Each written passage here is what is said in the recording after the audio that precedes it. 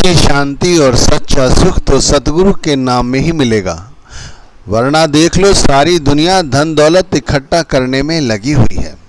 सभी जानते हैं कि धन दौलत जिसके पास जितनी ज़्यादा अधिक होगी वो उतना ज़्यादा खुश होगा, उतना ज़्यादा सुखी होगा।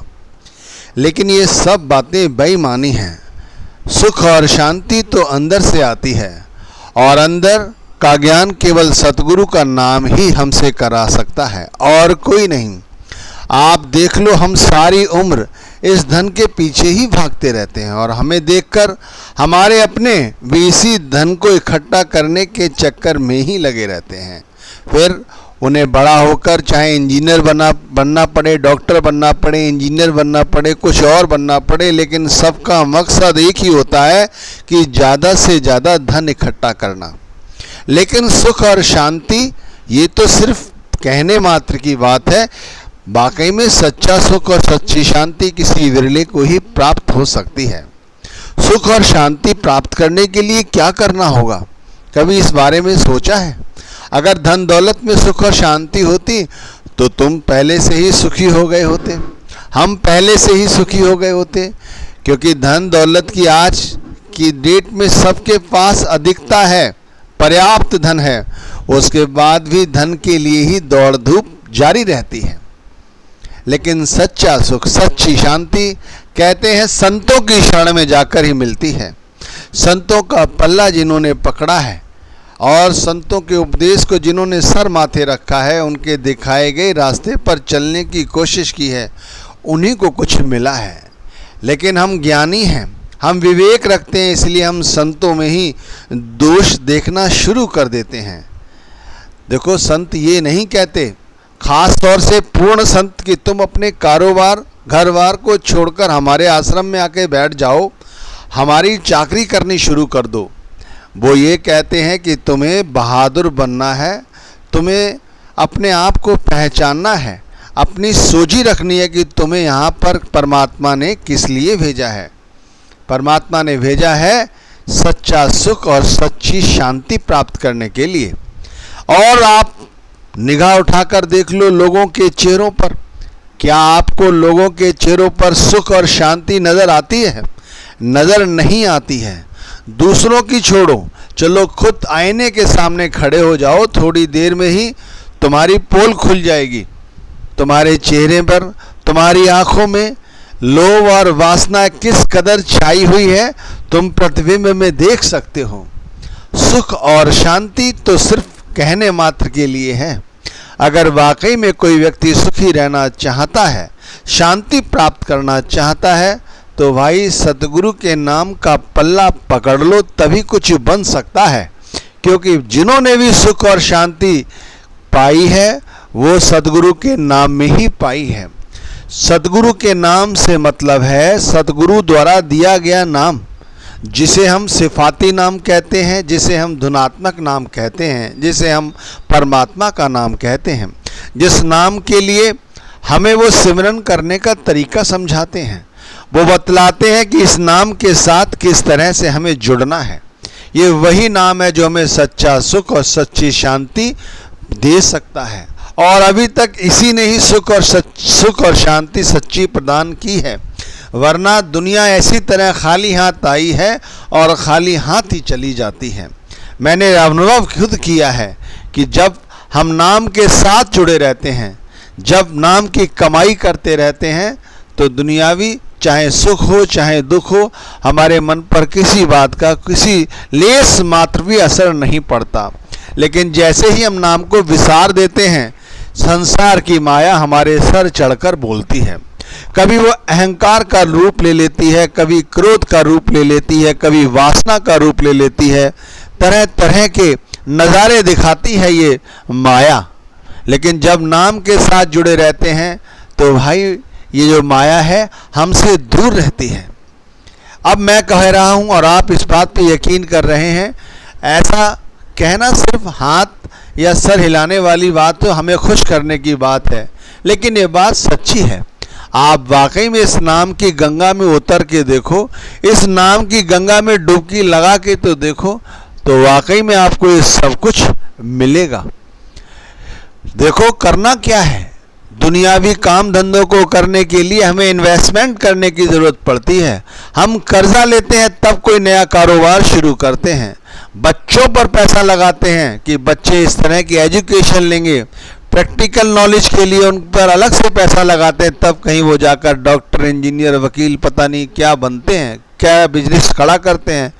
लेकिन तब भी ना हम ना वो कोई सुख और शांति से जी पाता है, क्योंकि साथ साथ हम उन्हें सुख और शांति का जरिया या तरीका नहीं सिखाते। हम उन्हें कैसे सिखा सकते हैं जब हमें खुद नहीं पता।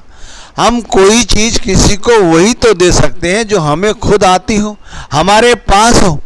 हमारे पास तो खुशियों और सुख की जेब फटी हुई है, कटी हुई है। हमारी जेब में तो इन चीज़ों का कोई जगह है ही नहीं। वहाँ तो तृष्णा, लोभ, लालच, अहंकार, वासना, यही चीज़ें भरी हुई हैं, और यही चीज़ हम बच्चों को देते हैं। देख लो, इतना कुछ करते हैं इस परिवार के लिए, और उसके बाद भी ये परिवार हमारा नहीं होता। क्यों? क्योंकि हम इसके साथ लालच भेजते हैं, लालच देते हैं, लोभ देते हैं, क्रोध देते हैं। कभी हम ये समझने की कोशिश नहीं करते हैं कि इन्हें प्यार से बैठकर समझाएं कि भाई प्रेम के साथ जीवन व्यतीत करना है, हमें सुख और शांति के साथ श्वासों को लेना है, और सुख और शांति के ही साथ अपना जीवन व्यतीत करना है, लोगों में भी खुशियाँ बांटनी हैं। लेकिन हम तो इस काम वासना में ही सारी जिंदगी उलझ के रह जाते हैं। आप देख लो, इतिहास भरा पड़ा है।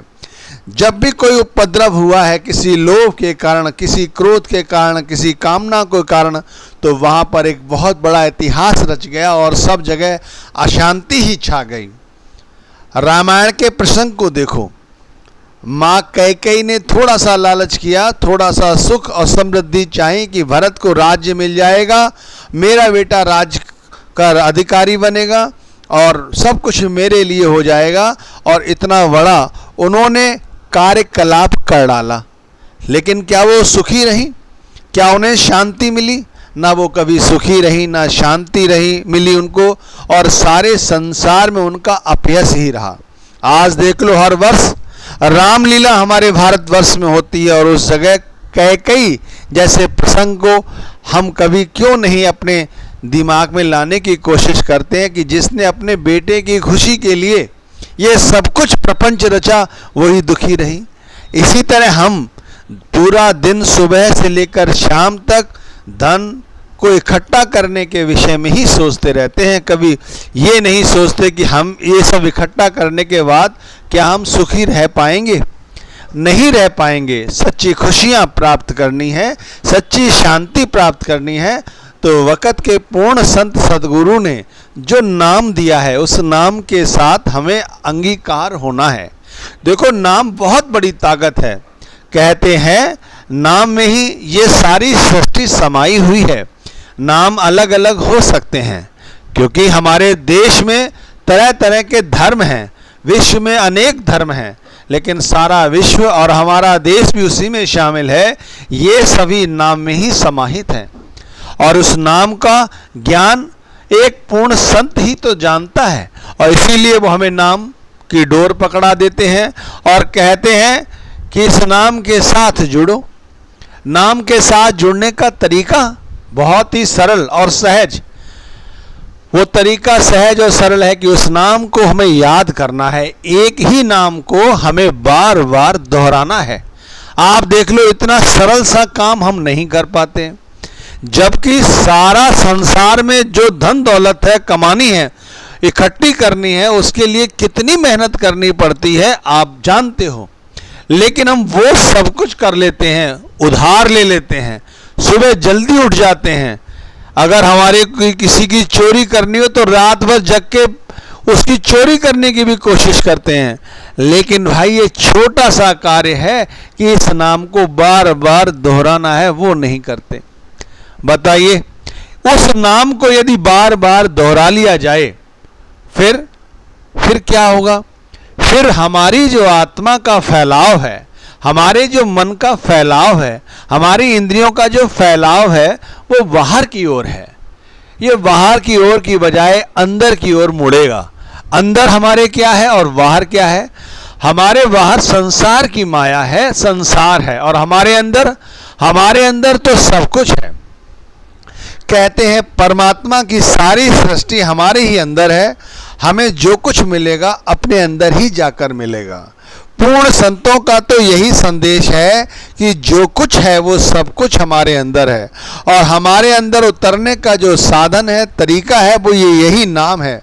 जब हम इस नाम को बार बार दोहराते हैं, इस बार बार दोहराने को सिमरन करना कहा जाता है। जब इस नाम का बार बार सिमरन करते हैं तो हम धीरे धीरे अपने अंदर उतरना शुरू करते हैं। अंदर उतरने का मतलब है कि 10वीं जो खिड़की है, जो अंदर की ओर खुलती है, हम उसके ज़रिए अपने अंदर आना शुरू करते हैं, और वहाँ हमें तरह तरह के परमात्मा के नज़ारे नज़र आते हैं। परमात्मा के नज़ारे कैसे हो सकते हैं? कभी आपने अनुभव नहीं किया, ना ही कभी अनुभव में आया होगा।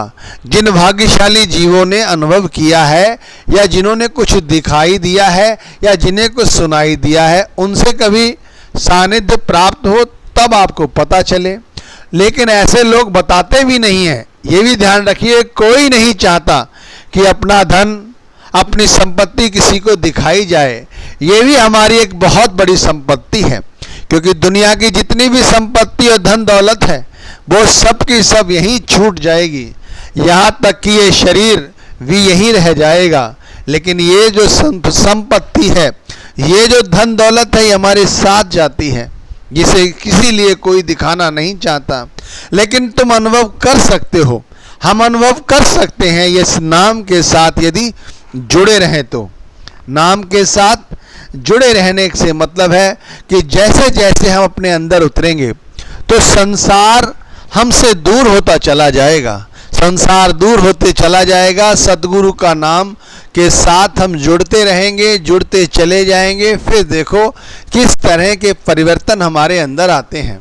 सबसे बड़ा परिवर्तन तो ये है कि संसार के जो रिश्ते नाते हैं, जिनसे हम पूरे दिन बक करते रहते हैं, पहले तो हम उनसे ही कम बोलना शुरू करते हैं। अहंकार से नहीं, ज्ञान से उनके साथ अपने संबंधों को कम करना शुरू कर देते हैं। ऐसा नहीं है कि हम पे कोई उंगली उठाए, नहीं, पता नहीं कहाँ से मालिक ये शक्तियाँ प्रदान करता है।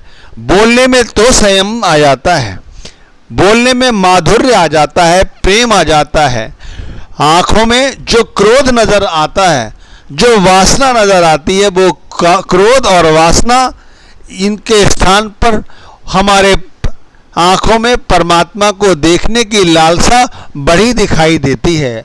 हर वक्त जुबान पर मालिक सब कुछ करने वाला है, सब कुछ मालिक का ही पसारा है, ऐसे बोल आ जाते हैं जुबान पे भी।